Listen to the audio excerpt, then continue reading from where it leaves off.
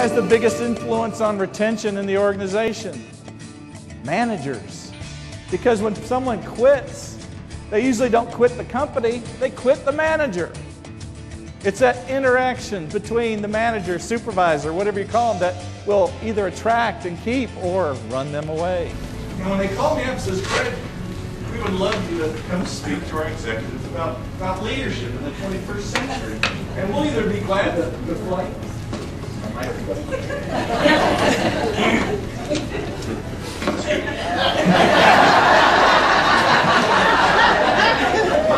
Mic check. How many mics in the room? At least it wasn't my zipper.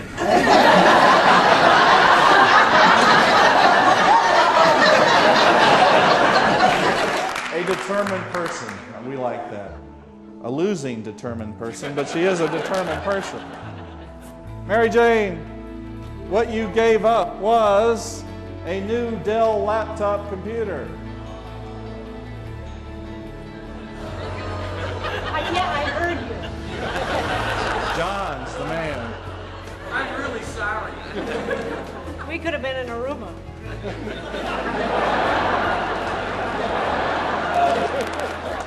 Now, I thought this was a conservative state. Drum roll, please. Mary Jane, your prize is whatever Greg picks. Greg's choice, and Greg picks a copy of his book.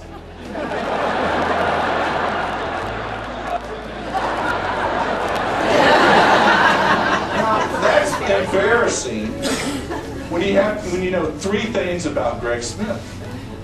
Number one, I am an Eagle Scout.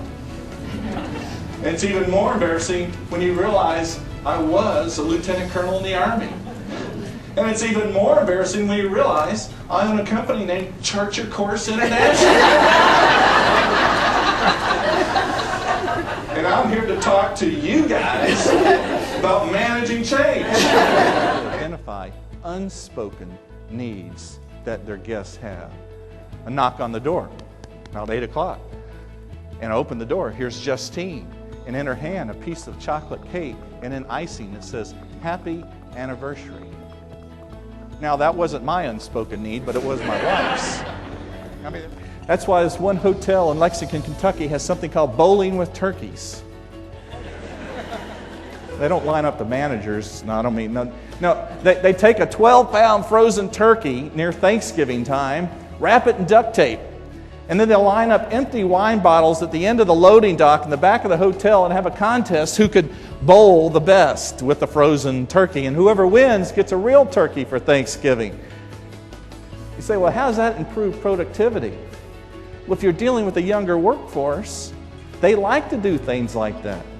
And they talk about it all year long. They say, hey, can't wait till the frozen turkey contest comes along and we're going to beat customer service department. You know, they tried to beat us last year, but we're going to beat them. Those are the things that have changed today. Going back to what worked yesterday may not be the same thing that works tomorrow. Well, there says, Greg, would you like to come to Jekyll Island and speak, and we'll fly you down, or you could drive your car. And I said, well, that would be a great opportunity for me to take Kathy, my wife. You know, we've been married 33 years, and she doesn't get to go with me very often.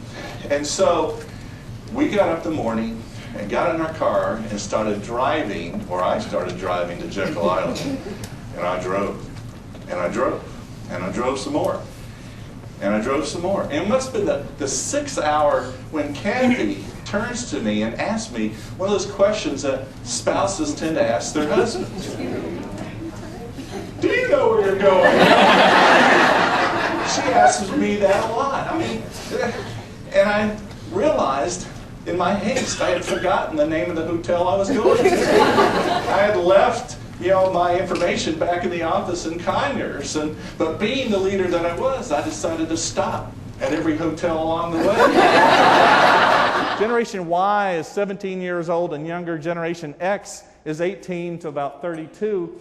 And they do expect things differently. Number one is they want a good compensation package. They want to be paid well. And if they feel their friends are getting paid better in another company, they might be next to leave. They want to work with a cohesive work team, meaning they want to like the people they want to work with. If there's an organization that has a lot of friction among the team members, that will run them off. They want challenging work assignments.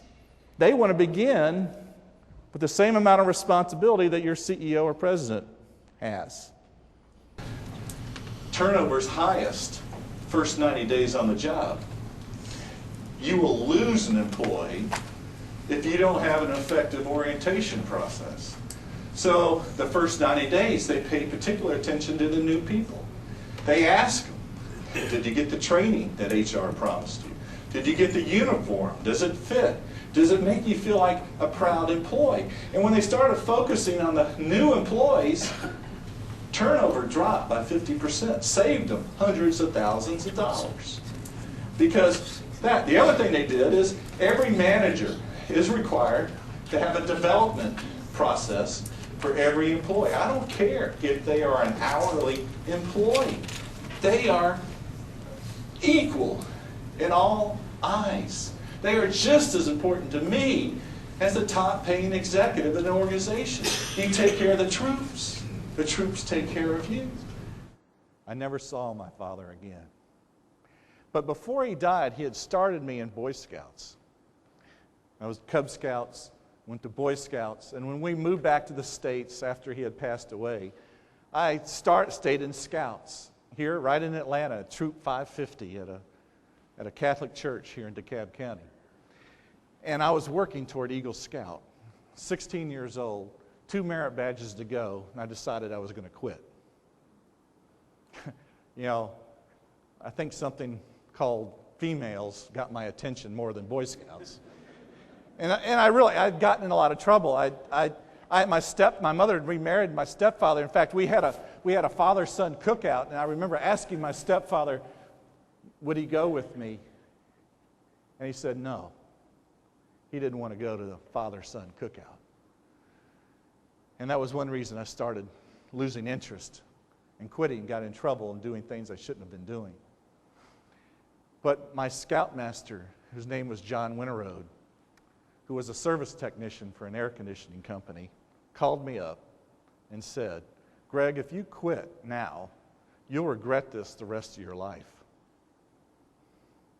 And I went back, and John Winterode helped me finish the last 2 merit badges.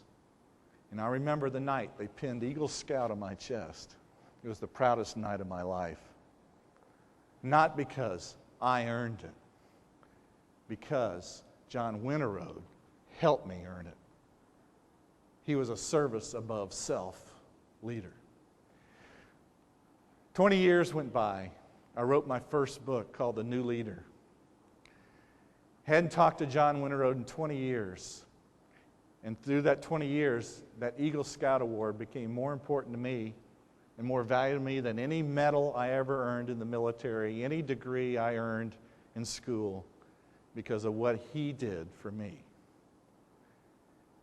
The night before the deadline was due to finish my book, I opened the pages in the Atlanta phone book and found one Winterode in the entire Atlanta phone directory. And I knew it was time to give my respects to what he did. Called up the phone number. And I'm not exaggerating. My hand was trembling. His wife on the phone. I said, is John there? This is Greg Smith. I used to be in his Boy Scout troop. And she says, oh, Greg, it's great to hear from you again. John will be really proud to hear from you. And the shaky old voice gets on the phone. And I tell John, what you did for me meant everything in the world.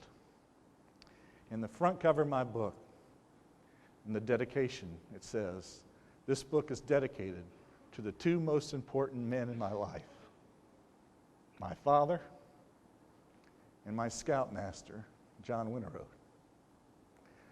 Ladies and gentlemen, you're here for a purpose today.